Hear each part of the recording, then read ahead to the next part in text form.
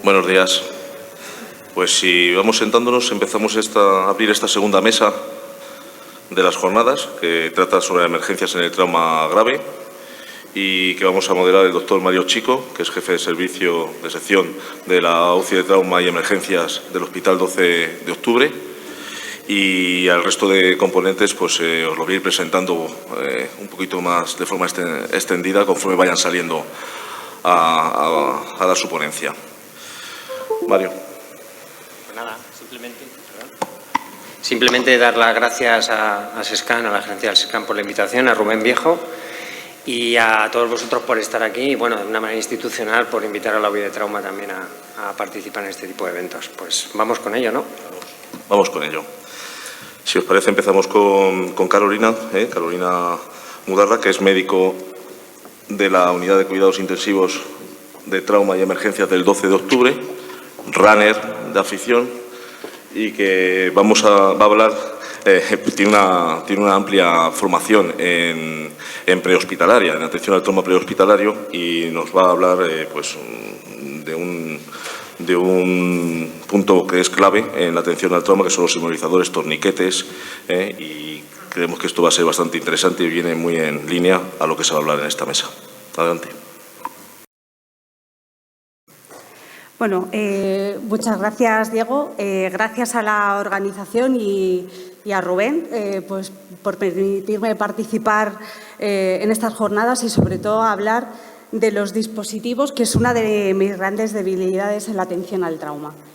Lo primero, remarcar que no tengo ningún tipo de conflicto de interés. Mi mayor conflicto de interés se centra en esa camilla de atención inicial al trauma para intentar garantizar a los pacientes una mejor atención. Y como comentaba Diego, pues soy runner y esto hace que cuando me enfrente a un paciente con sospecha de sangrado, pues piense en las 5 fases que nos encontramos cuando empezamos una carrera, ¿no? La primera de ellas se encuentra justo cuando vamos a intentar afrontar la línea de meta. ¿Y esto cómo lo vemos? Pues probablemente ya hace un par de años el doctor Holcomb en el Intensive Care intenta buscar una explicación de por qué los pacientes siguen sangrando a pesar de la evolución del damage control y, sobre todo, el damage control tan optimizado a nivel del ámbito prehospitalario. Y con ello concluye que probablemente desconocemos muchos mecanismos.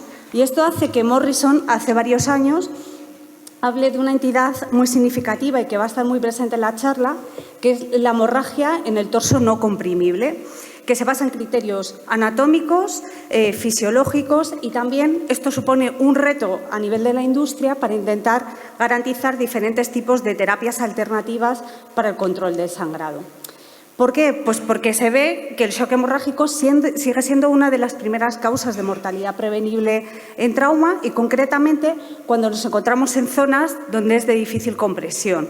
En ello se ha visto que la mortalidad es más habitual cuando están presentes las lesiones vasculares, las lesiones a nivel penetrante en región torácica o el trauma pélvico.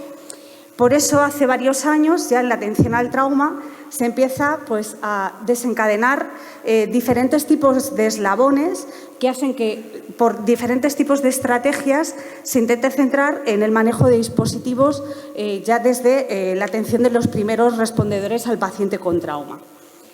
Y cuando iniciamos la carrera en trauma, concretamente en nuestra unidad, pues hace varios años, intentamos ver qué nuevos aspectos tecnológicos encontrábamos en la patología traumática, ¿no? Y esto hizo que pensáramos en agentes hemostáticos diferentes y, concretamente, un eslabón muy importante eran los torniquetes. ¿A qué se debe ello? Pues, sin lugar a duda, la medicina militar tiene una repercusión muy importante a nivel de la medicina civil y esto hace que en uno de los últimos conflictos bélicos, concretamente la guerra de Irak y Afganistán, se utiliza de manera exponencial los torniquetes y esto ha hecho que estos son datos del Servicio de Emergencias Prehospitalaria americano que se utilicen exponencialmente según el número de activaciones de trauma. Por eso, el torniquete, que era el dispositivo pues, prácticamente último que utilizábamos en el shock hemorrágico, se ha transformado en el primero de elección. Se ha transformado pues, prácticamente en nuestro amigo durante la atención al trauma. Y en ese momento empieza probablemente nuestro momento enemigo, que sería, en este caso, nuestra carrera contrarreloj con el paciente.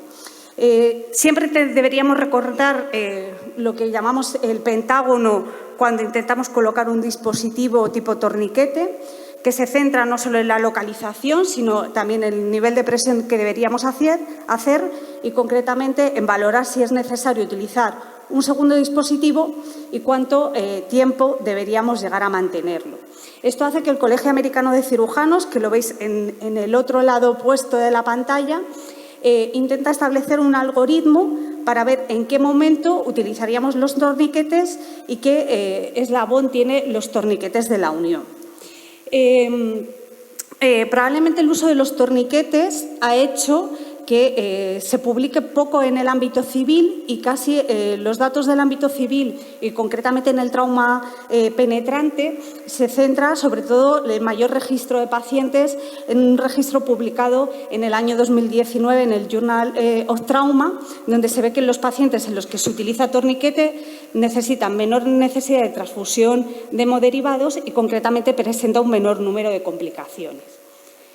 Y esto ha hecho que ya pues el mercado del torniquete se haya diversificado y encontremos torniquetes que utilizan pues tornillos, otros torniquetes que son elásticos, incluso la incorporación de los torniquetes neumáticos. Clásicamente, sobre todo el TCC recomienda como dispositivo óptimo de torniquete, en este caso el CAT, pero es cierto que tenemos diferentes dispositivos en el mercado con una serie de limitaciones y ventajas con respecto al CAT. Bueno, cuando continuamos nuestra carrera de manejo del trauma, pues a veces nos encontramos situaciones bastante difíciles y complicadas. Es decir, ¿cómo puedo llegar a controlar un sangrado en zonas que son de difícil compresión?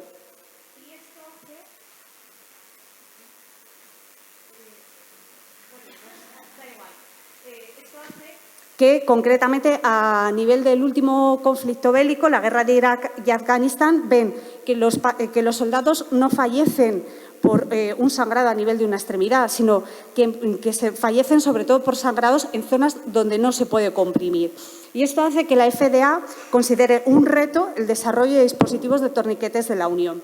Estos son actualmente los 4 torniquetes de la Unión que hay en el mercado, de los cuales vamos a ver qué ventajas y limitaciones tiene. De ellos tenemos un torniquete que realiza una compresión a nivel troncal, que es en este caso el torniquete de compresión aórtico, que se ha visto que es el que menos efectividad tiene, pero probablemente, comparado con los otros, se deba a que las compresiones se realizan más a nivel central y no tanto a nivel periférico. Lo que pensamos siempre en un torniquete es que sea un dispositivo fácil de colocar, que sea barato, que podamos reproducir sin necesidad de mucho entrenamiento y que además podemos llegar a reutilizarlo. Y esto hace que valoremos, lo primero, pérdida de sangrado. Se ve que la pérdida de sangrado en los torniquetes centrales, y cuánto tiempo deja de sangrar, es más elevado que en los periféricos. Aquí os traigo varias imágenes, espero que se vean vídeos, en el que vamos a ver los diferentes dispositivos. Este es un torniquete que corresponde al SAM, que creo que ya lo habéis visto en el día de ayer. Nos permite, por un lado, realizar sobre todo una compresión, inmovilización, en este caso como cinturón pélvico, y permite también una compresión unilateral y bilateral. Como veis, es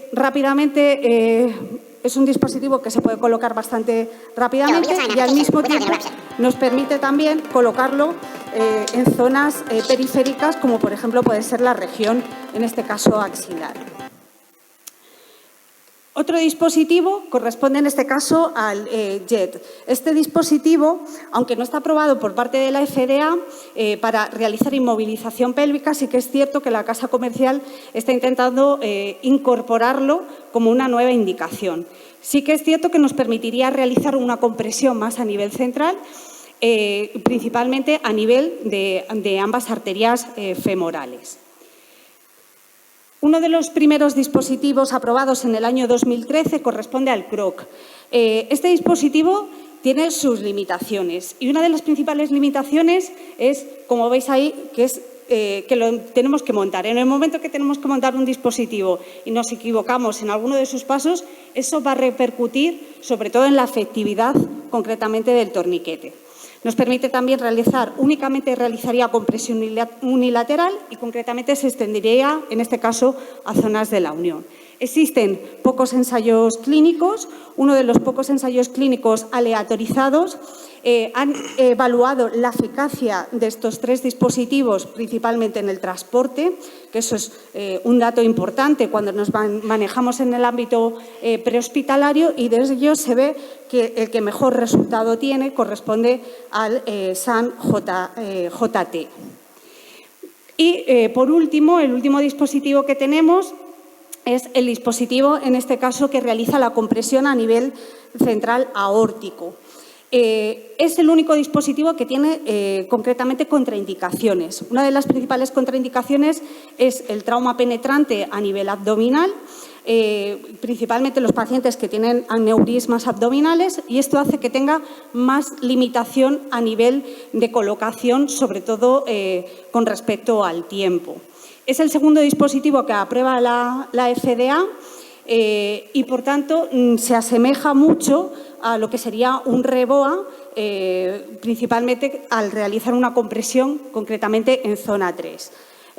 Sí que es cierto que tiene un testigo y ese testigo, cuando se ilumina en color verde, nos indica sobre todo que hemos alcanzado el grado de presión adecuado para considerarlo efectivo.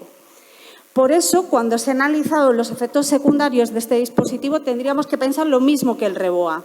Deberíamos pensar que el paciente puede tener una mayor tendencia a acidosis metabólica, rabdomiolisis y, concretamente, hiperpotasemia. Y esto hace que tengamos que establecer un plan estratégico para el desinflado del mismo.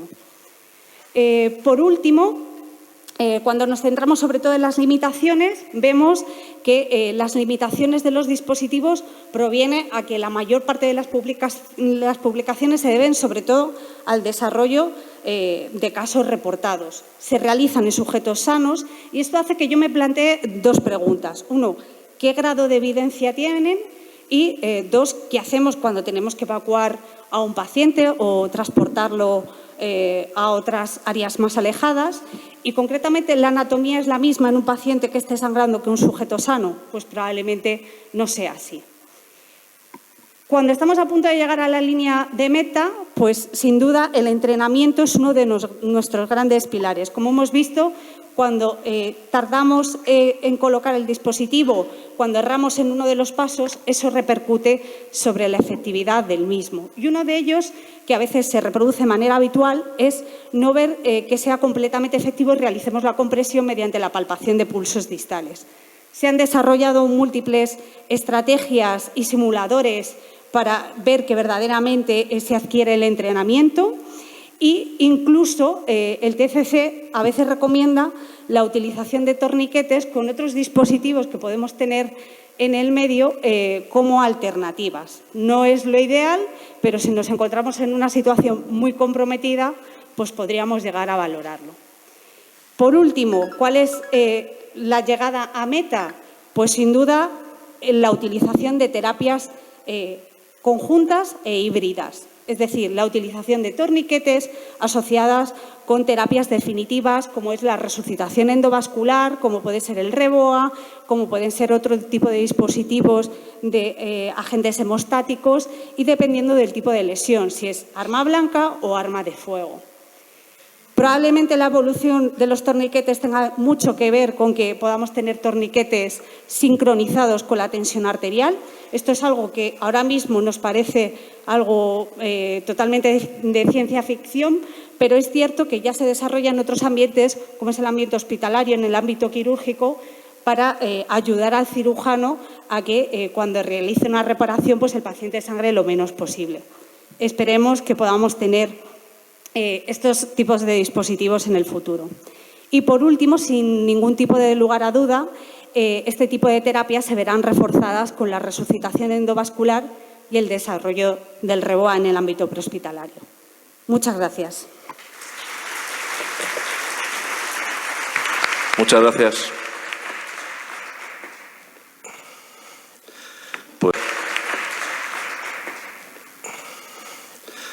Pues vamos al segundo ponente, que es José Joaquín Martínez Briñas. Es enfermero en nuestra gerencia desde 2013 y tiene trabajos previos en unidades de cuidados intensivos hospitalarias. Actualmente es enfermero de la UBI de Almadén y es enfermero en el Gigante 2, en el helicóptero sanitario de Ciudad Real. Es teniente enfermero y ha hecho misiones en Afganistán, con lo cual, acorde a lo que ha comentado la doctora Carolina, algunas cosas ha debido ver por allí. Y, bueno, aficionado a esas 2 ruedas, a su bicicleta de montaña, que le conocemos de hace tiempo, y viene a contarnos ahora su libro, el tema de las transfusiones extrahospitalarias. Bueno, pues buenos días a todos. Bueno, era teniente ya no, aunque yo creo que estoy en edad reclutable. Yo no sé ahora con el lío que hay, veremos a ver. Y si me gusta la bicicleta, llevo un balance positivo de calorías, ya lo veis, pero me gusta mucho. Así que se hace lo que se puede. Bueno, pues nada, muchas gracias por contar conmigo para dar esta charla. La verdad es que es un honor y, bueno, teniendo en cuenta el auditorio que hay y los compañeros de mesa, pues es también una gran responsabilidad. Así que, bueno, voy a tratar de contaros aquí unas cosillas sobre la transfusión prehospitalaria. Transfusión de componentes en medio prehospitalario. Y, bueno, se me plantearon un par de preguntas cuando me invitaron a este foro, ¿no? La primera es si son útiles, si estamos haciendo algo bueno por nuestros pacientes y qué nivel de evidencia tenemos al respecto. Y la segunda es si la logística es un problema a la hora de instaurar un programa de este tipo en el medio prehospitalario. Esto es una cosa que tradicionalmente se ha hecho dentro del hospital. Y sacar la sangre o los hemocomponentes fuera del hospital pues conlleva una serie de problemas logísticos que algunos incluso determinan qué se puede y qué no se puede hacer. Y, bueno, pues por empezar por la primera pregunta se puede ir a lo más básico, que es la tríada letal del trauma, que estoy seguro que todos conocéis. Y a sus 3 patas, la acidosis, la hipotermia y la coagulopatía, cómo la administración de hemoderivados de manera precoz influye en cada una de estas patas, ¿no? A nivel de la acidosis, porque al final estamos administrando el mejor transportador de oxígeno que tenemos disponible y estamos interfiriendo en el metabolismo anaerobio propio de estos pacientes, con hipoperfusión y hipovolemia. Y si además eso lo unimos a la estrategia de hipotensión permisiva y restringimos los líquidos, y estoy hablando del suero fisiológico, con los problemas derivados de su uso o de su abuso que tiene en cuanto a acidosis hiperclorémicas, insuficiencias renales o síndromes compartimentales abdominales, pues mejor. En la pata de la hipotermia, en tanto y en cuanto seamos capaces de administrar líquidos calientes, y así actuamos proactivamente a mantener la normotermia en este tipo de pacientes y los deleterios efectos que tiene también sobre la coagulación. En Gigante 2, supongo que lo sabéis, y no lo digo yo, llevamos 2 concentrados de Matíes ya desde 2014 y somos capaces de, mediante un calentador portátil chiquitín, calentar la sangre. Sabéis que a excepción de las plaquetas, los hemocomponentes pues casi todos se almacenan y se transportan en frío. Nosotros llevamos los concentrados de Matíes entre 2 y 8 grados y somos capaces de elevarlos hasta unos 30-32, partiendo de los 2 y 8, que no está mal, y contribuimos a este objetivo, ¿no? Y que ni que decir tienen en el vértice de la coagulopatía, ¿no? Si administramos plasma, pero si administramos plaquetas, si administramos plasma mucho más. Estamos administrando factores fibrinógenos, actuando sobre la degradación del glucocálice endotelial, que es el primer paso de toda una cascada que acaba siempre en la hiperfibrinólisis y en la coagulopatía temprana asociada al trauma, ¿no? Pero aunque solo administremos hematíes, ya estamos contribuyendo al apoyo de la coagulación, porque ya solo con administrar hematíes estamos influyendo sobre la bioquímica y la funcionalidad de las propias plaquetas y intervienen además también en la formación de redes de trombina, o sea que estamos apoyando la coagulación a este nivel. Y todo dentro de estos objetivos. Os pongo aquí la reanimación con control de daños, que es por donde va la atención de este tipo de pacientes en el medio prehospitalario, porque es la etapa eminentemente prehospitalaria. Es decir, ¿qué estamos haciendo desde que tomamos contacto con el paciente hasta que lo dejamos en el siguiente nivel asistencial? Y aquí es donde se encuadra y donde son útiles, bajo mi punto de vista, la transfusión de hemoderivados. Ahí lo veis en tercer lugar, la reposición de transporte de oxígeno y el apoyo de la coagulación. Pero dentro de esos objetivos, ¿no? Si administramos sangre pero no cortamos el grifo de donde está perdiendo, pues de poco sirve, ¿vale? Y aquí os pongo algunas evidencias que he sacado de la Guía Europea del Manejo del Trauma. Esto, te pones a revisar bibliografía y estudios y es un poquito tedioso, porque yo los llamo fly estudios, no estudios mosca. Son como muy chiquitillos y distraen mucho la atención. Y muchos no tienen una evidencia estadística o están mal diseñados y distraen mucho, pero esta gente sí que se ha pegado una currada importante. y había cogido toda la bibliografía que había disponible y ha sacado una serie de evidencias, entre las que ahí os pongo la primera, la estrategia 1.1, la administración de matías, plaquetas y plasma, con una evidencia la máxima que hay, la 1A, o la recomendación de la reposición precoz de fibrinógeno unido a la administración de concentrado de matías con 1C.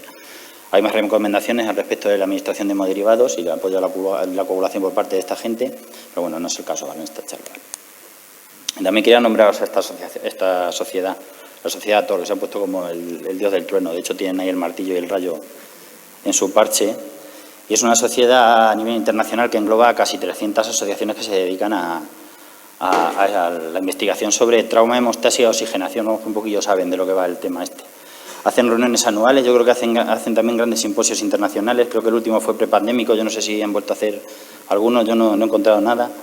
Y bueno, sí que han llegado a consensos como lo de que contribuimos con la reposición hemostática precoz, pues a mantener de forma rápida la homeostasis del paciente, ¿no? Aportando productos sanguíneos y también no sanguíneos y actuando a todos los niveles de la tríada letal. Y no solo estos, sino un montón de estudios a nivel europeo, también en Australia. En Australia llevan haciendo estas cosas desde 2006 y se explica muy bien desde el punto de vista de lo amplísimo que es el continente, es unas distancias enormes. Aquí somos más pequeños, pero me parece que desde Guadalmedina hasta Orea, en Guadalajara, puede haber 600 kilómetros. Somos una región extensísima, 30.000 y pico millas cuadradas, con una alta ruralidad. Así que, bueno, se parece un poquillo. Vale. Estudios a nivel europeo, en la Guía Europea de Manejo del Sangrado Mayor, y otros muchos que hay por ahí, ¿no? También en Latinoamérica y del Ejército Americano, que gracias a su desgracia, gracias a los conflictos, como ha dicho la compañera anteriormente, pues tienen un montón de muestras. Debido a los conflictos de 2005 de Irak y Afganistán, han tenido dónde probar, ¿vale? Así que sí, yo creo que hay evidencia suficiente para decir que los hemocomponentes, la sangre, en sacarla fuera del hospital y administrarla de manera precoz tiene su evidencia y su significación estadística y es segura, fácil y eficaz. Y una vez que esto está claro, pues podemos hablar de cómo vamos a hacer esto, ¿no? Y surgen una serie de consideraciones que van a conllevar una logística asociada, ¿no? Consideraciones, a ver si me pasa.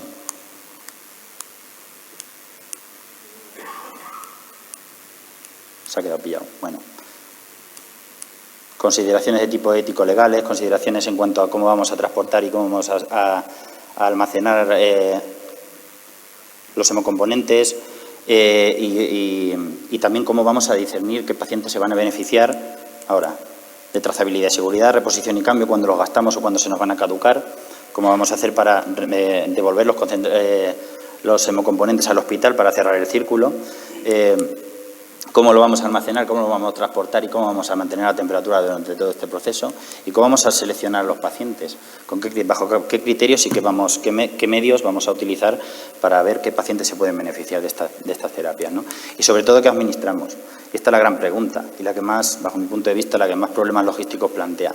Porque si bien todo lo demás sí que plantea problemas que hay que tener en consideración, con procedimentación, organización y metiéndole un poquito de dinero se pueden solventar. Pero la última pregunta, la de qué administramos, sí que determina muy bien cómo vamos a organizar un programa de este tipo en la calle, ¿no? Es la logística de esta pregunta la que determina. Yo aquí os voy a poner como 3 líneas de manejo de estas cosas. Esta, que la que mayor nivel de evidencia tiene, la estrategia, le pongo estrategia de Estados Unidos porque una vez más el ejército de Estados Unidos es de donde salen este tipo de estudios, ¿no? Esta gente, desde que empezó el conflicto de Irak y luego Afganistán, tuvieron muchísimas muestras, muchísimos heridos en zona de operaciones y tuvieron cómo mirar este tipo de cosas. Es verdad que cuando te pones a rebuscar un poquito en los estudios, en algunos de estos estudios, te das cuenta que esta estrategia de 1-1-1, más que sacarla fuera del campamento, del role 3, del hospital en zona de operaciones, lo que se hizo fue ponerlo cuando llegaron al role 3, por los problemas que ahora veremos que tiene sacar el plasma y las plaquetas por fuera del hospital. Pero lo que sí vieron en estos estudios y allí en aquellos conflictos es que había una relación estrechísima entre el tiempo de administración y los beneficios en cuanto al aumento de la supervivencia y disminución de la mortalidad. El que antes recibía este tipo de estrategias tenía más posibilidades de salir adelante. Luego está un manejo más europeo, que es el de la Guía Europea sobre el manejo del sangrado mayor y la coagulopatía, que plantea 2 tipos de recomendaciones, las 2 con un grado de evidencia 1C. O bien el manejo mediante el plasma fresco congelado, inactivado por patógenos, en una relación 1-2 con los concentrados de Matíes, 1 de plasma, 2 de Matíes, o mediante concentrado de fibrinógeno y glóbulos rojos, con el mismo grado de evidencia. Y luego está la tercera vía, que es la de la administración de sangre completa. ¿Qué problemas plantea la primera estrategia, la 1-1-1? Bueno, mira, el plasma fresco congelado tiene algunos beneficios. Está clarísimo que administrado junto a concentrado de Matíes se asocia a una mayor supervivencia. Esto hay una evidencia altísima.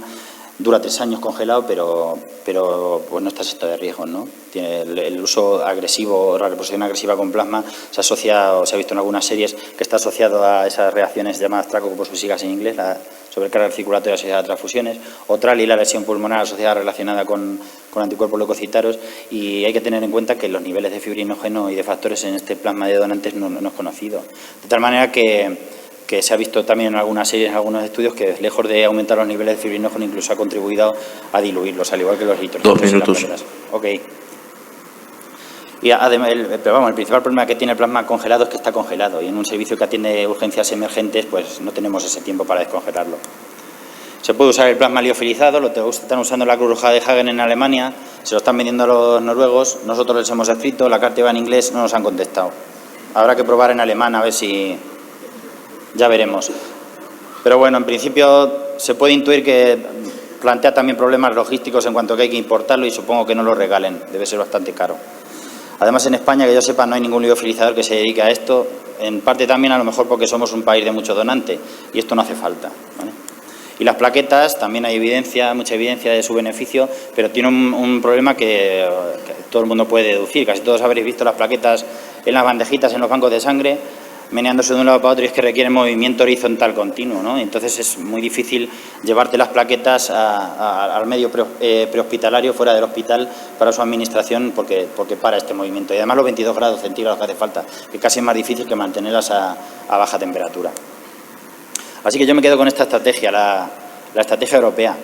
¿Por qué me quedo con esto? Pues porque ya se está usando, ya se está haciendo en Europa, y me corregirán los compañeros de la mesa, pero yo creo que en el 12 y en La Paz puede ser que tengáis un protocolo bajo unos criterios propios que tenéis, seleccionáis el paciente y aplicáis 2 o 4 gramos de fibrinógeno antes de llegar a las primeras pruebas tromboelastométricas rotacionales, o sea, las primeras pruebas de coagulación, de manera empírica en pacientes seleccionados. O sea que la propuesta a lo mejor iría por ahí, sacar el fibrinógeno fuera del hospital y ponerlo muchísimo más precozmente ya en la misma calle, porque además es fácil de conseguir, esto lo tienen todas las farmacias de todos los hospitales de Castilla-La Mancha, y se puede almacenar en las mismas condiciones que los concentrados de Matíes. Y luego está la tercera vía, la de la sangre completa. Y bueno, me estoy quedando sin tiempo, así que voy a deciros el principal problema que tiene la sangre completa, porque sí que es verdad que aumenta muchísimo y tiene un gran potencial para reducir la mortalidad. Pero yo esto, cuando lo consulté con la jefa del Banco de Sangre de Ciudad Real, fui a hablar con ella y le dije, pero podríamos dar el santo a llevar sangre completa, y me habló del cierre del círculo de la sangre, ¿no?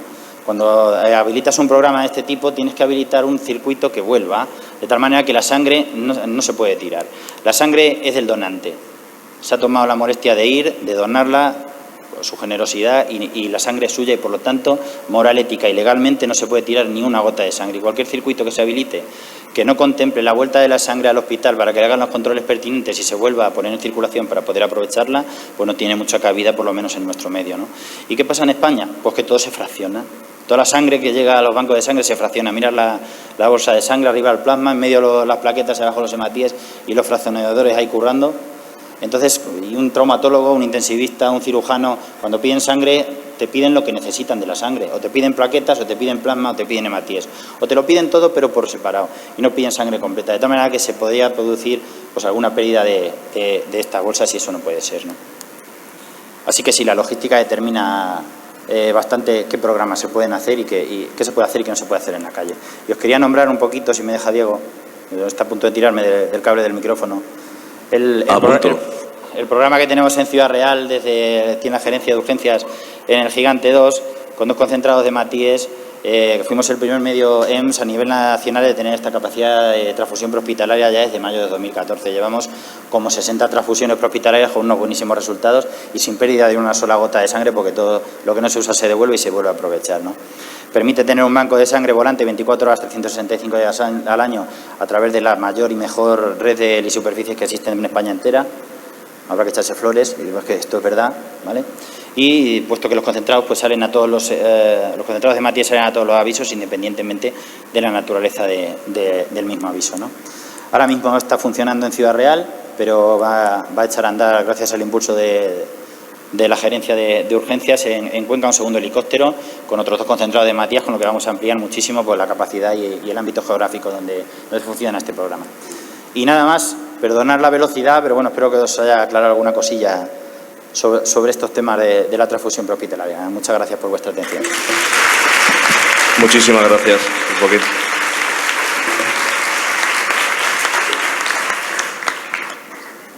Os presento al doctor Manuel Quintana, que es futbolero. Me ha dicho que es muy futbolero y además es que es del mejor equipo del mundo y no es del Atleti, ¿eh, Juan?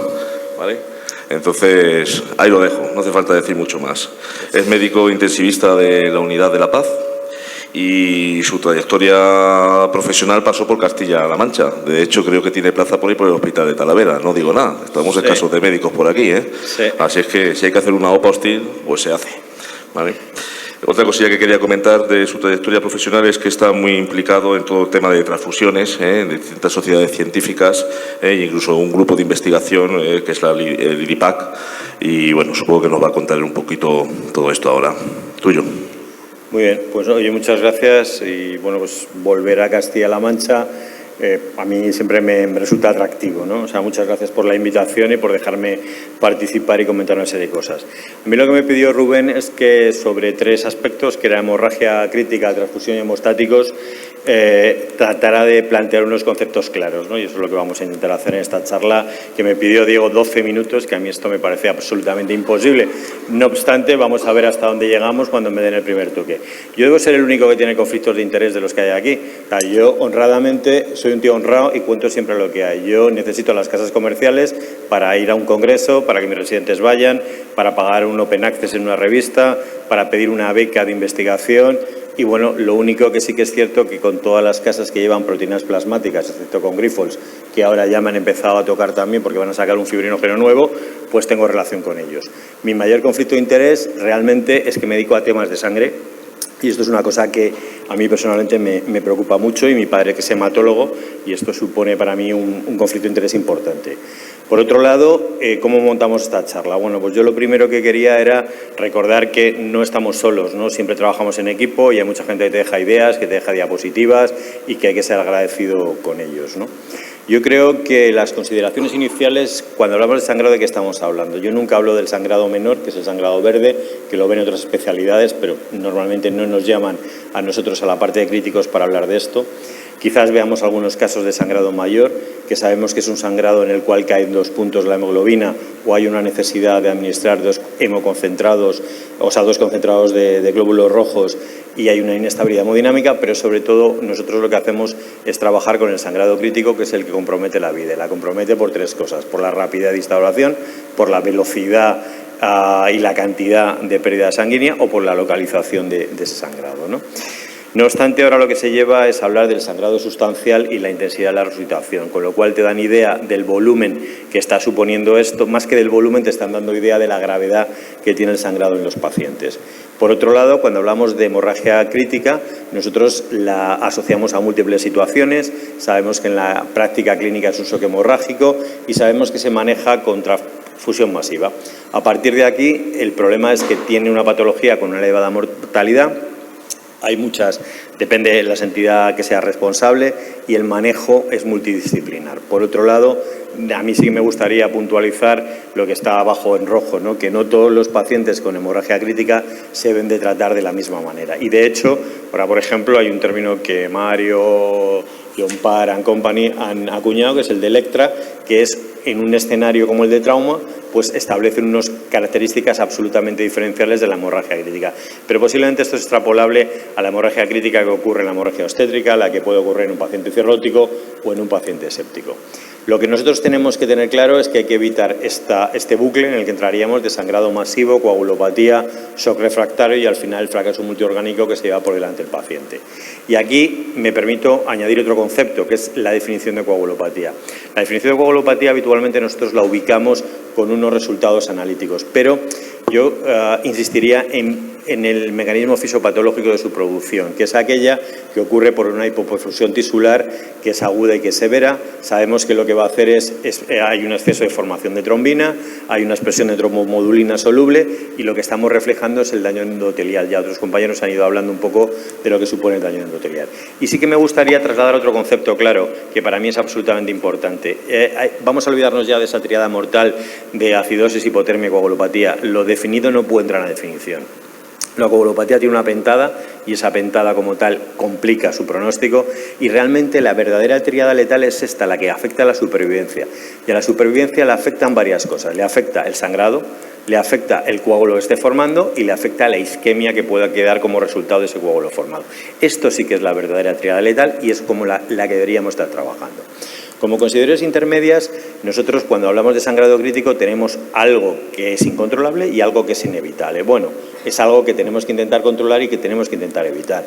Incontrolable claramente es cuando hay una lesión mecánica que se lleva por delante un órgano y hay por tanto un daño tisular, o se lleva por delante un vaso y hay un sangrado. Aquí podemos controlar de aquellas maneras. En principio sí que sería un incontrolable. Sin embargo, lo que sí que estamos trabajando, y yo creo que vamos todos en la misma línea, es hacer que lo inevitable, que sería la coagulopatía y la respuesta inflamatoria, la podamos modular de alguna manera.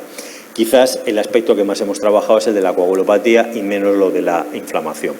Por otro lado, hay un manejo conceptual, ¿no? Un paciente que sangra, tengo que evitar que sangre, tengo que parar la hemorragia, tengo que aportar hemocomponentes, no hay ninguna duda, y tengo que tratar la coagulopatía. Esto es lo que al final conlleva una resituación hemostática, que es súper atractivo, pero mi objetivo es reponer la volemia, mantener la oxigenación tisular y conseguir una adecuada hemostasia. ¿Cómo hago esto? Bueno, pues habitualmente tengo fórmulas para reponer el volumen perdido y tengo algunas opciones para evitar que se agrave la coagulopatía. Mi problema real, ¿cuál es? Que yo estoy ante un problema que tengo poco tiempo para tomar decisiones, que es un proceso dinámico, que hay una dificultad diagnóstica y hace que a veces no tengamos claro cuál es la terapia más adecuada. Y sobre todo, que luego tenemos mucha dificultad para medir, ¿cómo lo mido? Con la eficacia clínica, que es a mí lo que me gustaría, con la eficacia hemostática, que es lo que le gustaría a los compañeros que hacen una actividad más directa sobre el paciente, o con la eficacia transfusional, que es lo que le interesaría a los del banco de sangre, ¿no? Y para acabar, las consideraciones finales sería que estoy ante un manejo teórico en el cual lo tengo muy claro. Yo tengo que detener la hemorragia y tengo unas acciones que puedo hacer, tengo que tratar la coagulopatía y hay otra serie de cosas que puedo hacer y tengo que manejar el shock, que ya sabemos cómo se hace esto. Esto es muy teórico, el papel lo soporta todo, pero en la práctica real yo lo que sé es que si yo la coagulopatía sistémica adquirida la modulo, voy a disminuir la mortalidad de estos pacientes de un 40 a un 10%. Y como estamos en una situación de manejo práctico, a mí me parece que lo que hay que responder es a dos preguntas, ¿no? ¿Cuándo trato a estos pacientes y con qué los trato? ¿Cuándo lo trato? Pues en el momento adecuado, esto está claro. Las guías lo que te recuerdan es que hay dos momentos, está el momento inicial y está el momento cuando ya tú puedes tener una terapia guiada por objetivos. Inicialmente tengo que hacer unas cosas y cuando estoy con opciones de poderlo modular, pues ya lo guío. A partir de aquí tengo que usar los productos adecuados y los productos adecuados van en tres líneas, los fluidos, los hemocomponentes, que es el rojo, el plasma y las plaquetas, y los hemoderivados, que son el resto de las opciones terapéuticas que yo puedo tener aquí. Sobre la fluidoterapia, pues hemos aprendido, sabemos cuáles son los fluidos que son menos malos, los que menos dañan el glicocális, sabemos que hay que protegerlos, sabemos que hay que ponerlos con una cierta temperatura para conseguir la normotermia, sabemos que debemos de evitar la coagulopatía dilucinal, el edema celular, bueno, pues sabemos algunas cosas. Llevamos 220 años transfundiendo y a veces tenemos duda de cuáles son los mejores productos, en qué orden y de qué manera. Recordar, y se ha mencionado un poco lo de la sangre total, no es lo mismo la sangre total, que es una sangre completa, con lo cual hay un hematocrito que sabemos, unas plaquetas que sabemos y que tienen factores de la coagulación que tienen su actividad, a cuando nosotros reproducimos el modelo de sangre completa con el 1-1-1. Ahora estamos poniendo más cantidad de volumen, estamos bajando el hematocrito, estamos poniendo muy poquitas plaquetas y la actividad de los factores de coagulación es inexistente prácticamente. Y por eso se ha desarrollado muchísimos los hemoderivados, ¿no? Los hemoderivados son los productos farmacéuticos que derivan de la sangre, principalmente los concentrados de complejo protrombínico, de fibrinógeno, de factor 13, y ahí en este grupo unimos el recombinante del factor 7, que parece que para el año que viene va a tener algunas indicaciones nuevas, y el ácido tranexámico, ¿no? ¿Qué me llevaría a casa? Pues yo a casa me llevaría, que es cierto, sí, los pacientes sangran, pero no es la mayoría de los pacientes que tenemos en un hospital, solamente necesita una transfusión masiva el 3% de los pacientes que llegan al hospital. Es cierto que estos pacientes se llevan la mayor cantidad de los concentrados de hematíes que no estén cruzados y indudablemente hay una asociación con la mortalidad. Cuanto más sangran los pacientes, más aporte de hemocomponentes hacemos con ellos y mayor mortalidad tiene, ¿no? Indudablemente el uso adecuado va a disminuir esta mortalidad y a veces un solo paciente puede acabar con las reservas del banco de sangre. Yo, y Mario, que presidíamos las comisiones de transfusión de nuestros hospitales, tenemos que pensar en todos los pacientes y no solamente en los pacientes que nos resultan más atractivos, que son los traumáticos, ¿no? De todas formas, a mí me gustaría recordaros que no todas las hemorragias son críticas, que no todas las hemorragias necesitan sangre, que no todas las transfusiones tienen que ser masivas, que no hay estudios que sean súper contundentes y que hay muchas peculiaridades de país dependiente que luego en las preguntas podemos hablar por qué tiene Australia ese modelo, por qué en los países nórdicos se hacen otras cosas o por qué en España tenemos que hacer algunas otras cosas. En cualquier caso, yo creo que todos estamos en la misma línea, que hay que evitar la exposición de los riesgos de las indicaciones innecesarias de las transfusiones a nuestros pacientes. Y luego me gustaría también hacer un pequeño apunte, ¿no? No es lo mismo un paciente en un escenario traumático militar que civil, no tiene nada que ver. No tiene nada que ver Afganistán o Irak y las conclusiones que sacamos ahí que la M30, la M50 o una zona despoblada de Castilla-La Mancha. De la misma forma que en un hospital no es lo mismo un sangrado obstétrico, traumático o de cirugía cardíaca, ¿no? A partir de aquí, ante un paciente que sangra, yo he de asegurar la hemostasia, debo de ligar el vaso, debo de reponer la hemostasia, debo de mantener el trombo y debo asegurar la perfusión. Algunas cosas las podemos hacer en nuestra hospitalaria y otras ya hay que hacerlas en el entorno hospitalario. O sea, claramente nosotros la sangre estimula muchísimo y yo lo tengo que manejar con dos ideas. Cuanto más complicado es mi protocolo y lo que haga, muchos más problemas voy a tener. Y cuanto más complejo sea, muchas más preguntas me voy a hacer. Y esto no es bueno para nuestros pacientes. Y yo es lo que os quería aportar en el tiempo adecuado, ¿no? Muchísimas gracias. Si me dejas, Diego, si me dejas, como soy mayor y me he ajustado a tiempo, me voy a permitir hacer un pequeño... Tienes 2 minutos todavía. Un pequeño bonus track, ¿vale? Como estamos aquí, como ya las viejas leyendas de esto, pues entonces me voy a permitir aportar alguna idea a lo anterior, ¿no? A la transfusión de hemocomponentes en prehospitalaria. Yo creo que esa pregunta que la han respondido muy bien, si hay evidencia o la logística es un problema. Yo creo que no tengo ninguna duda, aunque también probablemente no tenga unas certezas claras. A mí me parece que la logística es un problema de difícil solución, que se puede solucionar, todo se puede solucionar y con dinero se soluciona más fácilmente, pero se puede solucionar. Pero a mí me parece, y estoy de acuerdo con Juan Carlos, que la clave es determinar si de verdad ese paciente lo necesita. Esa es la clave. No todos los hospitales están en Australia a 700 kilómetros, no se tarda una hora en que tengan un apoyo de extrahospitalaria, no se tarda tanto tiempo en trasladar. Hay pacientes que sí, pero mayoritariamente, y hay que pensar siempre en la mayoría, esto no es así. Con lo cual, a mí me parece, y ya con esto acabo, que no solamente se trata de poner sangre, ¿vale? Hay muchas más cosas que deberíamos discutir. Vale, pues ahora sí.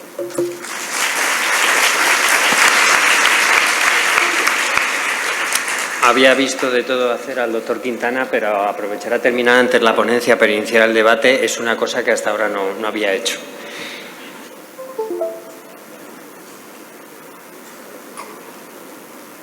Presento ahora a María Bringas, que es médico intensivista en el Hospital Clínico San Carlos de Madrid y es la jefa de unidad de neurocríticos y politrauma, que es aficionada a la lectura, me ha contado, que le gusta el senderismo, entonces, bueno, esas aficiones tienen por aquí nuestros compañeros. Y ella está más dedicada o ha estado trabajando mucho más en el tema de simulación en diferentes espacios científicos y en la Universidad Alfonso X el Sabio, conforme me ha comentado. Y bueno, pues vamos a hablar ahora mismo del traumatismo craneoencefálico grave en el ambiente prehospitalario. Tuyo es. Bueno, pues muchas gracias, Diego. Agradecer a la gerencia y en especial a Rubén y a Juan Valenciano que me hayáis invitado, no solamente a mí, sino a la UCI de Trauma del Clínico San Carlos. Gracias por la invitación. No tengo conflicto de intereses porque, como veis, voy a hablar del oxígeno y el hipertónico y nadie te paga nada hablando de eso, con lo cual es fácil no tener conflicto de intereses hablando de cosas tan sencillas y tan baratas, ¿no? Después de las estupendas ponencias de mis compis es complicado. Lo que yo voy a contar es ultra sencillo, porque realmente no hemos avanzado demasiado, sobre todo de cara a la prehospitalaria en el manejo del trauma craneoencefálico. Pero bueno, me dijeron como al resto de compañeros que lo hiciese en muy poco tiempo, con lo cual voy a intentarlo. Cuando nos ponemos a revisar las cosas, claro, ves todo esto y dices, claro, cuenta todo esto. A mí me dieron 13 minutos, me dieron uno más, me iba a vender más lenta y dijeron dale a 13. Entonces, claro, cuando vi todo esto, dije vamos a intentar hacer un enfoque práctico y útil sin tener que contar las últimas revisiones de los últimos 5 años, ¿no? Porque si no esto puede ser bastante tedioso. Con lo cual, el primero que voy a poner es este, que me pareció un artículo ideal, que es primum non nocere. Es decir, lo primero es no hacer daño. Esto es lo que tenemos que tener claro en cualquier paciente crítico y en el paciente traumático más. Esto está publicado en el Current Opinion, yo os lo recomiendo leer. Y luego hablaremos un poco de las conclusiones al final, pero me parece fundamental tener esto. Con lo cual me voy a lo sencillo, me voy a lo práctico, me voy a qué es lo que hacemos. Pues vamos a hacer un ABCD del paciente traumático y vamos a ver qué cosas hacemos y qué podemos optimizar. Me voy a centrar exclusivamente en la prehospitalaria, en el manejo del traumatismo craneoencefálico. Con lo cual vamos a seguir el orden de las letras, que es lo más sencillo. Cuando nos ponemos a revisar la vía aérea en el paciente traumático, como decían antes, nos surgen siempre dilemas, ¿no? Y siempre lo que nos planteamos es intubar o no intubar, ¿no? Es ahí lo que siempre nos genera más preocupación, sobre todo cuando trabajamos en dispositivos que estamos a lo mejor más lejos de lo que es el centro hospitalario. Aquí os vais a encontrar en la bibliografía de todo. Artículos muy pro, muy contra, muy lo que queráis. Lo que hay que ver es sobre qué tipo de profesionales están hechos esos estudios, ¿no? Los estudios están hechos sin ningún tipo de médico formado dentro de las unidades o ningún tipo de profesional formado, con lo cual habitualmente los resultados son malos. El artículo de arriba está publicado recientemente y a mí me gusta porque ya no habla no solamente del profesional, sino habla de 3 cosas que tenemos que tener en cuenta en la hora del manejo de la vía aérea en el traumatismo craneoencefálico, y es que hay que tener en cuenta la formación de la persona que lo hace, los dispositivos que tenemos, incluso habla de los fármacos. Y yo añadiría un cuarto, que es el entorno en el que estamos haciendo ese manejo de esa vía aérea. Y en función de eso nosotros tendremos que ser capaces de decidir. ATLS nos dice, mantengamos saturaciones por encima del 98%. A mí me parece un poquito drástico mantener el 98%, pero sí lo que tenemos que conseguir es una buena oxemia. Y nosotros tenemos que valorar desde nuestras capacidades y desde nuestros medios qué es lo mejor que podemos ofrecer al paciente.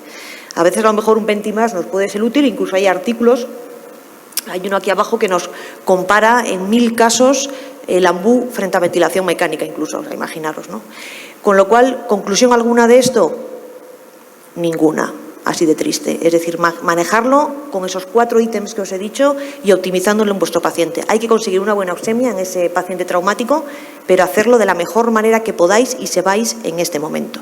No siempre la intubación es lo mejor y no siempre el oxígeno a alto flujo va a ser lo mejor. Lo que tenemos que conseguir es buenas oxemias, adaptaros a vuestro medio. Eso es lo que nos dice la literatura hasta ahora. En relación a la ventilación, volvemos a ese paradigma de hiperventilamos, no hiperventilamos, que yo creo donde hay ahí un gran dilema, ¿no? ¿Qué nos dicen las guías de la BRAIN? Pero fijaros, las guías de la BRAIN, primero el nivel de evidencia, y como estos señores se reúnen cada 10 años, pues casi siempre hay muchas más cosas que han salido por el medio antes de que salgan las guías. Aún así, insisto, los niveles de evidencia es un 2B. Aquí hay que tener mucho cuidado, ¿no? Porque lo que nos dicen, o que nos dice la evidencia, es mantengámoslos en la normocapnia. Vale, estupendo. ¿Tenéis dispositivos analizadores? Si tenéis dispositivos analizadores, eso os facilita mucho vuestro manejo, porque ya vais a hacer una gasometría y vais a ir controlando cómo vais manejando a vuestro paciente, ese que se encuentra bajo ventilación mecánica. Si no tenéis ese tipo de dispositivos, lo tenemos que hacer al tactillo, al ojo clínico, con lo cual, ojo con hacer hiperventilaciones en un paciente si no podemos controlar sus niveles de PCO2 de una manera clara y segura. ¿Qué nos dice la evidencia? Al menos en normocapnia, si tenemos que bajar algo, desde luego nunca bajemos por debajo del 25, porque ahí ya se ha visto que hay un efecto deleterio de esta medida. ¿De acuerdo? Con lo cual, en la B, normocapnia, si tenemos analizadores podemos forzar un poquito más, pero ojo con pasarnos hacia el otro lado, porque le empezamos a hacer efectos deleterios a nuestro paciente. Aquí os pongo que era que comparaba el AMBU con la ventilación mecánica. Y diréis, ¿qué conclusiones daban después de tantos pacientes? Pues que no encontraban diferencias entre manejar a alguien con AMBU o a alguien meterle en ventilación mecánica. Sorprendente. Vamos a la C. ¿Qué nos dice la C? El manejo de los fluidos, otro gran dilema que siempre tenemos, ¿no? Y que siempre hablamos, y por más que se publiquen cosas, todas las cosas que se publiquen, aquí os he puesto uno de los últimos, más específico de prehospitalaria, del injury, y llega a la conclusión de pues que no hay evidencia de que uno sea mejor que otro. Es decir, lo mismo que los otros 12.507 artículos que os habéis podido revisar en el uso de fluidos. Sí, lo que se recomienda, como ya han dicho algún compañero antes en la mesa, son los fluidos isotónicos. En el traumatismo craneoencefálico se deja una puerta abierta, en algún caso, al Ringer lactato, pero sí fluidos isotónicos. Desde luego, nunca por debajo de la concentración del plasma, nada de glucosas, nada de hipotónicos, nada de evidencias del uso de gelatinas, con lo cual isotónicos. En las guías de la BRAIN, pero vuelvo a decir, nivel de evidencia que tampoco es alto, nos hacen una separación por edades para que podamos optimizar un poquito más ese manejo de la tensión arterial. Acordaros que estamos hablando de traumatismo craneoencefálico puro, no estamos hablando que esté añadido con alguna otra lesión que nos haga tener traumatismo craneoencefálico más una situación de shock. Nos estamos centrando en pacientes que únicamente tienen traumatismo craneoencefálico. Nos dejan tensiones por encima de 100, 110, que va a ser vuestro parámetro de control. Pero acordaros que podemos hacer una diferencia de edad entre gente más joven o gente más mayor, pero insisto, con un nivel de evidencia que es el que es.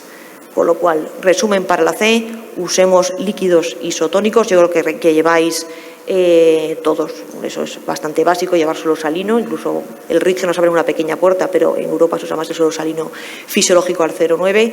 Surgió bastante artículos en relación al uso de líquidos balanceados, tipo plasmalite, isolite, pero ahora mismo no hay evidencia de que esos estén por encima del suelo salino 0,9%. Con lo cual, ya lo sabíais, no os voy a aportar nada nuevo. En la C, manejo con líquidos isotónicos. Si este C puro nos permite mantener las tensiones un poquito más altas para optimizar esa presión de perfusión cerebral. Fijaros, esto lo llevamos con algunos compis de la mesa cuando pasamos a la D, al neurológico, en el último europeo, donde presentamos la escala que yo creo que algunos de vosotros ya conocéis, incluso a lo mejor ya usáis, que es la escala Glasgow Pupils, en la cual al Glasgow añadimos el estado de las pupilas. Habitualmente sabéis, el Glasgow, todos lo sabemos, va de 15 a 3, pues esta escala lo que nos añade es, si esa persona tiene si las pupilas son iguales, nos deja un Glasgow de 3, si las pupilas, una de ellas hay anisocoria, una de ellas está midriática y otra no, lo bajamos a 2, y si de una midriasis bilateral, lo bajamos a 1. Esto se analizó a través de nuestra base nacional, que es el RetraUCI, con un montonazo de pacientes, donde se vio que claramente el Glasgow 1 tenía una mortalidad por encima del 90%. Es decir, esta escala nos afina un poco más en ese nivel de mortalidad.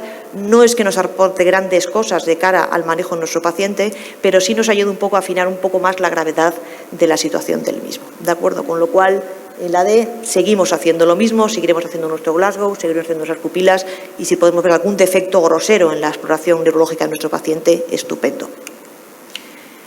No os estoy aportando nada, es alucinante, ¿eh? Me han dado 12 minutos para no aportaros nada. Menos mal que no nos pagan, porque si no, no deberían pagarme, pero bueno. Fijaros, otro gran dilema que tenemos es el uso seguro del manital hipertónico. Ya os adelanto que uno frente a otro tampoco hay evidencia de que uno sea mejor que otro frente al control de la hipertensión intracraneal.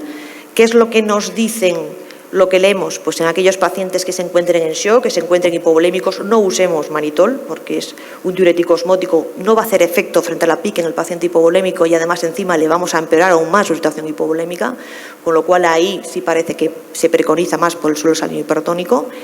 Y luego diréis de 3 al 7,5 al 23%, en todos los estudios que hay, ninguno preconiza que uno sea mejor que otro. Lo único que nos cambia es la cantidad de volumen de ese hipertónico que tenemos que pasar a nuestro paciente.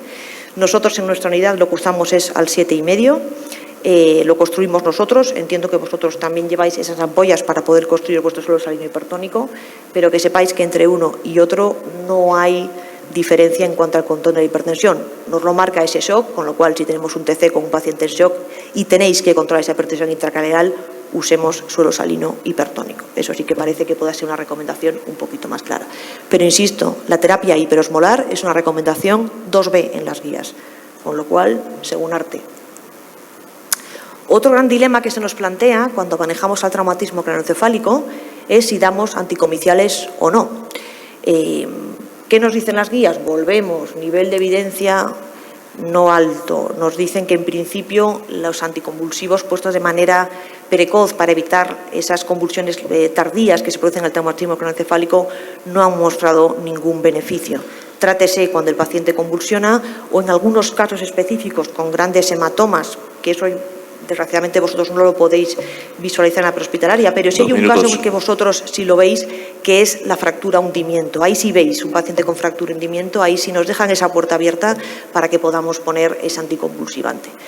¿Y cuál ponemos? Fenitoína, valproico, levetiracetam. A nivel de las guías nos pone que no hay evidencia de, por ejemplo, fenitoína frente al levetiracetam, que es el Keppra, siendo uno mejor que otro. Ya han salido artículos posteriores que algunos preconizan más por el Keppra, pero claramente tampoco hay evidencia de que uno sea mejor que el otro. Por lo tanto, ¿cuál tenéis que poner?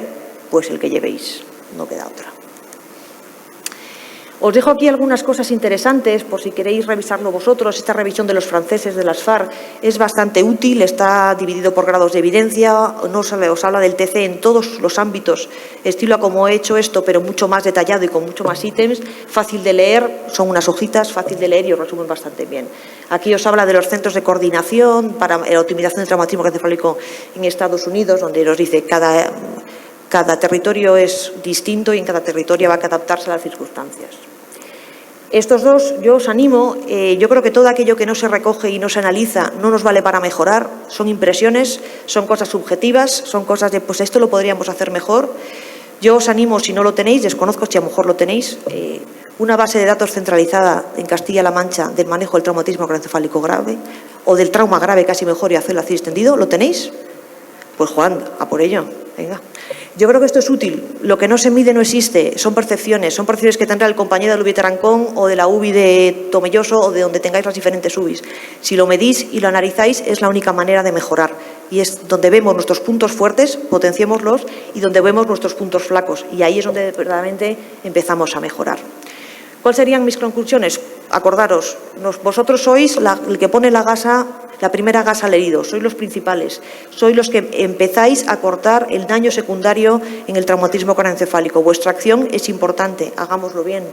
Y por otro lado, priorizar el traslado a centro útil. Esto es muy importante. El traumatismo craneoencefálico es una patología que cuando es grave depende de un neurocirujano. Nosotros tenemos que optimizar a ese paciente hasta que ese neurocirujano con un TAC previo lo pueda tratar. Si pasamos por centros donde la terapia definitiva no es efectiva, lo que estamos haciendo es un efecto deleterio. En el primum non nocere, una de las conclusiones que os ponía al principio es traslado a centro útil. ¿Qué es un centro útil? Aquel que puede solucionar el problema o los problemas que tenga mi paciente.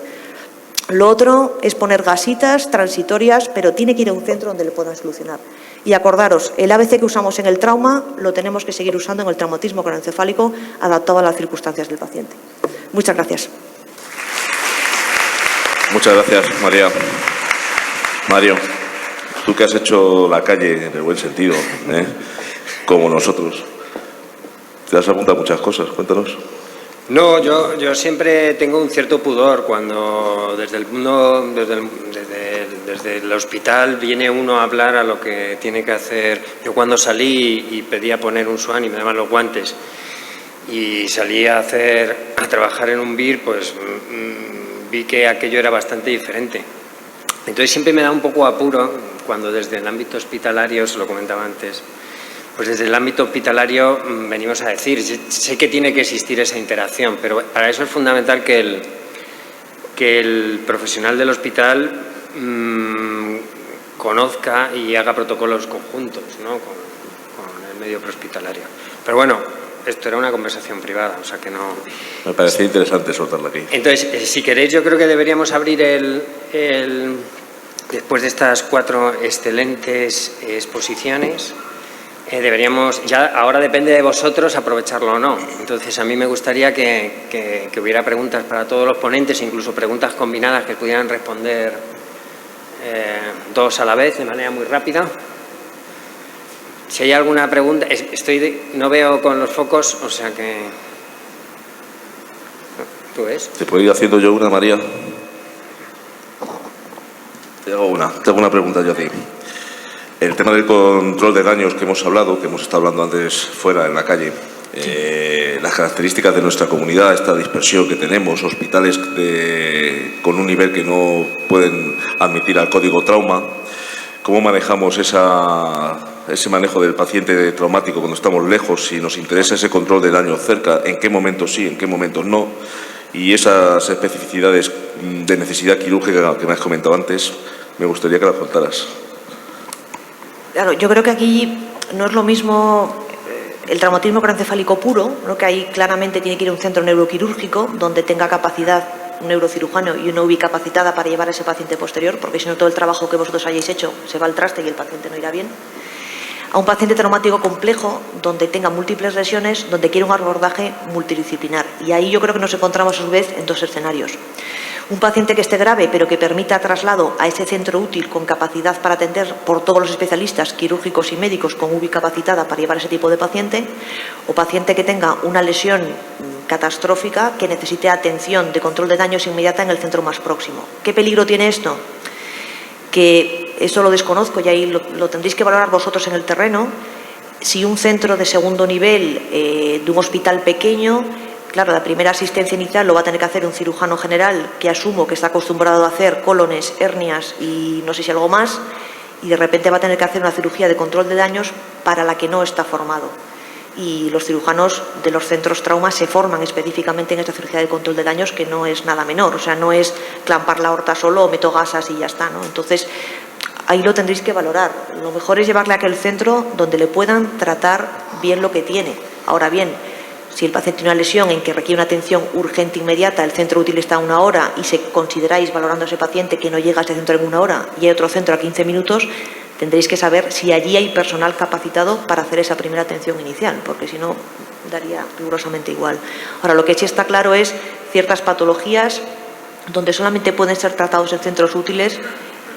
La evidencia te dice que no tiene sentido hacer KitKats intermedios de me paro en Tomelloso, que en Tomelloso hay una gente maravillosa, yo no digo que no, pero me paro en Tomelloso a hacer un escáner y luego me tengo que ir a no sé qué otro centro hospitalario que es el de referencia porque realmente tiene un hematoma intraparenquimatoso que está comprimiendo y tiene una herniación.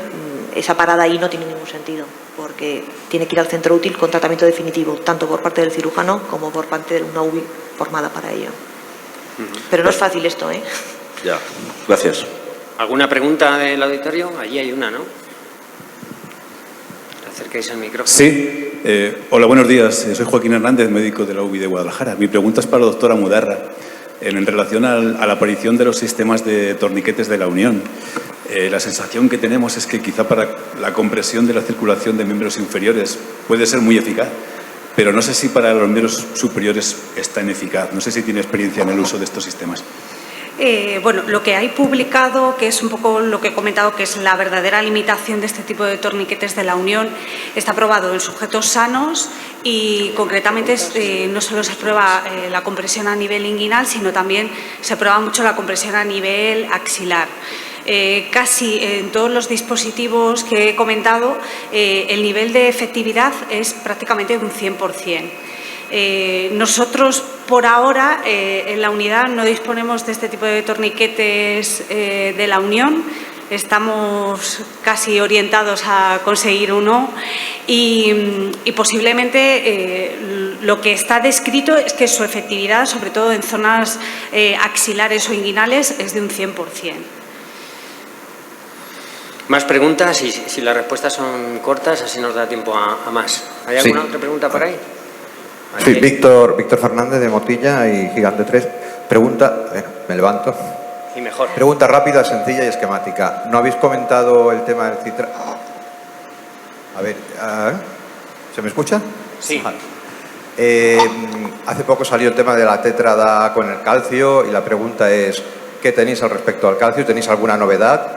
Al principio parecía prometedor, luego parece que no. Yo lo último que he leído es, la lanzo a la mesa, que se la repartís como queráis. La pregunta. Manolo, ¿te animas? Sí, sobre todo yo creo que yo voy a hacer más preguntas sobre la que ha hecho él. Sí, se te tendría que reponer en la prehospitalaria sin guía analítica. Yo creo que sí. Si tú tienes que reponer porque hay una pérdida que consideras que es un sangrado crítico, sí creo que lo debes de poner. Yo lo que creo que hay que valorar el escenario del paciente en el que estamos, ¿no? O sea, que decir, no es una cosa protocolizada como puede ser el tranexámico para todos los traumas. A mí me parece que un trauma que es un trauma sangrante, que tiene una situación de inestabilidad hemodinámica, sí le pondría calcio. Perfecto. Además, hola Víctor, además, bueno, si al final acabas poniéndole concentrados de hematíes, no solo es la pérdida que pueda tener por la propia pérdida de la hemorragia, sino que cada concentrado de hematíes, si se transfunde en prehospitalaria, me parece que son 3 gramos de citrato. Y en estos pacientes que tienen una hipovolemia y una hemodinámica regular, pues el citrato permanece mucho tiempo circulando y por quelación retira el calcio iónico de la sangre.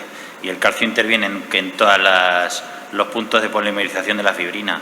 Así que no es baladí el asunto, creo yo. Perfecto. ¿Alguna pregunta más para ir avanzando? Allí hay una, creo. Aquí, en esta zona, ¿no? Ese mapa de calor. Buenos días. Yo tengo una pregunta para Tato. ¿Qué escala utilizáis como elemento predictivo para iniciar la transfusión? Gracias. Sí, gracias, Fran. Estamos usando ahora el índice ESO. Hay por ahí alguna discusión si un índice ESO de 1 era adecuado o no. Nosotros hemos bajado a 0,9 porque creemos que se quedaba fuera alguno que sí le convenía ser transfundido. Y además tenemos ecógrafo y amenazamos con usarlo. Así que usamos el ecógrafo, usamos también la analítica, que en el helicóptero estoy hablando, llevamos un ISTAT y un ecógrafo, y además le unimos criterios anatómicos de cinemática del trauma y el modo en que se ha producido el trauma, si es penetrante, si es una amputación, si el paciente, dónde está el paciente, también el contexto geográfico, cuánto vamos a tardar en sacarlo del coche, y al final conseguimos discernir quién se va a beneficiar de esa transfusión hospitalaria. Así lo hacemos. No sé si te he contestado. Sí. Muy bien. ¿Más preguntas? Sí, iba a realizar una muy cortita a nivel teórico. ¿El tiempo máximo de poner un torniquete, de que se quede puesto el torniquete hasta la llegada al hospital, sobre todo en extremidades? A ver, eso es una eterna discusión. Es cierto que la literatura y el Colegio Americano de Cirujanos recomiendan tiempos superiores a 2 horas con respecto a dispositivos en extremidades. Con respecto a dispositivos de la Unión, las recomendaciones por parte de los fabricantes se extienden sobre todo hasta 4 horas, en el caso sobre todo de zonas de unión axilar inguinal. En el caso del dispositivo de compresión aórtico, únicamente 1 hora, pero sí que es cierto que es un gran debate y una gran discusión. Yo creo que depende mucho del entorno en el cual nos encontremos, de la distancia, de la llegada al hospital y del riesgo-beneficio que tengan los pacientes. ¿Más preguntas? ¿Alguna pregunta más? Si no, hago yo una. Hago una. Me gustaría, porque siempre que se plantea 2 cosas muy rápidas que sean, pues yo creo para toda la mesa, principalmente para los que os habéis hablado más del hemoderivado, pero siempre se cita la logística, ¿no? como un problema. Entonces, yo creo que esta década, que ha sido la década de la logística, ¿no? Amazon es capaz de ponerte un submarino nuclear en un pueblo pequeño. ¿Cuál es el problema real de que no se pueda tener sangre en el recurso que decidamos y, como habéis dicho muy bien los dos, para el paciente que se necesite? Y la segunda es, sobre todo, en este caso más para ti, si crees que el desarrollo de esa logística es una logística complicada para tener hemoderivados, tiene beneficios añadidos pues para tener una vía aérea mejor, que comentaba María, o un dispositivo de aérea mejor. Es decir, si la logística, una vez que mejora esa logística, eso mejora todo lo que se hace en el ámbito prehospitalario. Cuando queráis. Bueno, te voy a contestar primero a la segunda.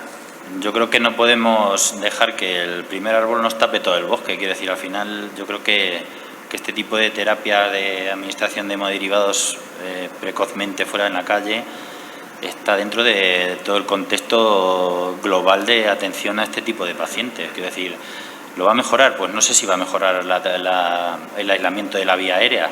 Lo que sí vamos a mejorar es la homeostasis del paciente, eso está clarísimo.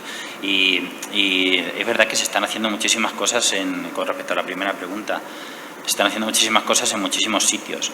Y es que todo va en relación al contexto en el que se hable. Quiero decir, por ejemplo, en Oxford me parece que están llevando sangre completa, pero es que tienen el helicóptero encima del banco de sangre. Nosotros, por ejemplo, en Gigante 2 estamos a 25 kilómetros del banco de sangre de Ciudad Real. Quiero decir, al final, todas esas cosas hay que tenerlas en cuenta. Y sobre todo la legislación, que los componentes hemáticos como tales se consideran tejidos orgánicos y están sujetos a la legislación.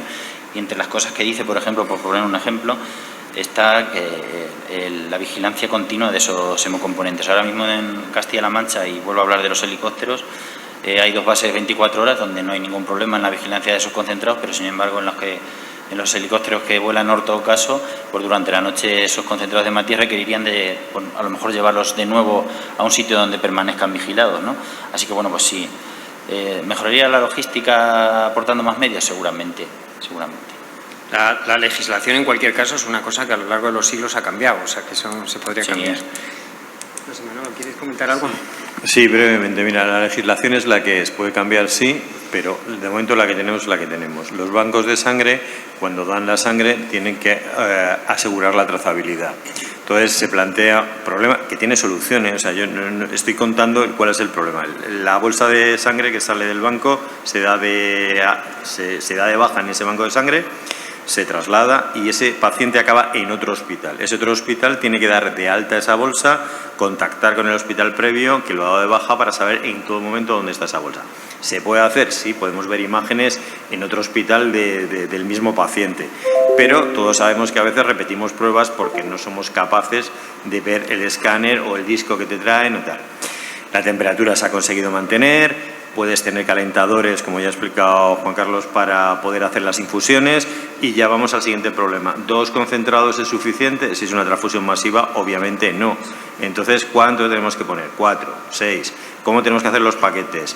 ¿Cómo tenemos que esa sangre sale del hospital o sale del centro de transfusión regional que todas las comunidades autónomas tienen? O sea, todo tiene solución, pero hoy por hoy es un problema logístico.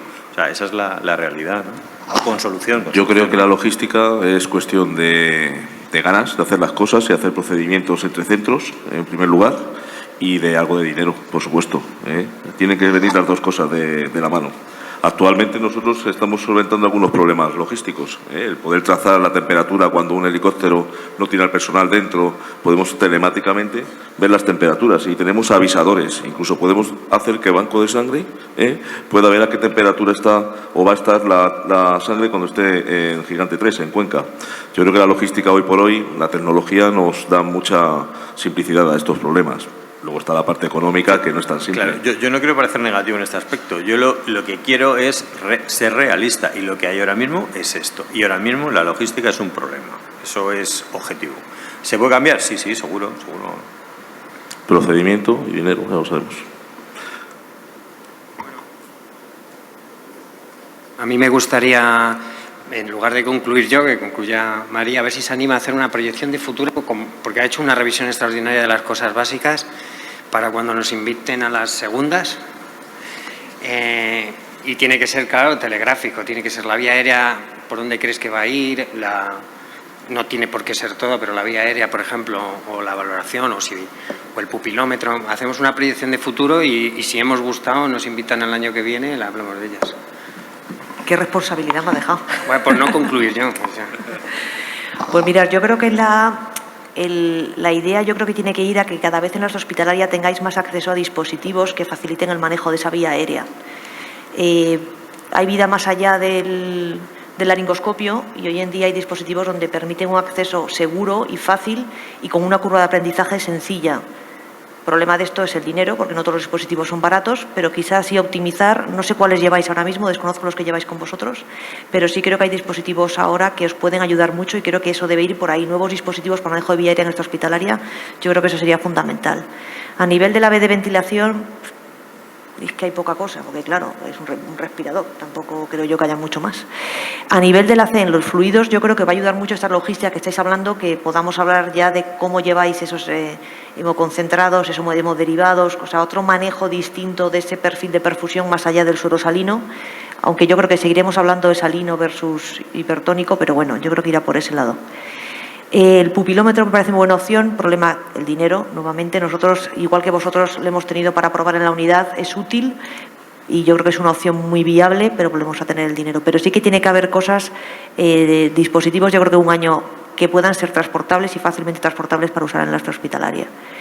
Y yo creo que a mí, Mario, no se me ocurre nada más. Yo creo que el futuro está en dispositivos que nosotros usamos en el hospital que puedan llevarse al ámbito prehospitalario y sobre todo en comunidades como Castilla-La Mancha donde las distancias son muchísimo más grandes que las que tenemos nosotros en Madrid y tienen que tener un poquito más de autonomía de cara a trasladar al paciente. Gracias.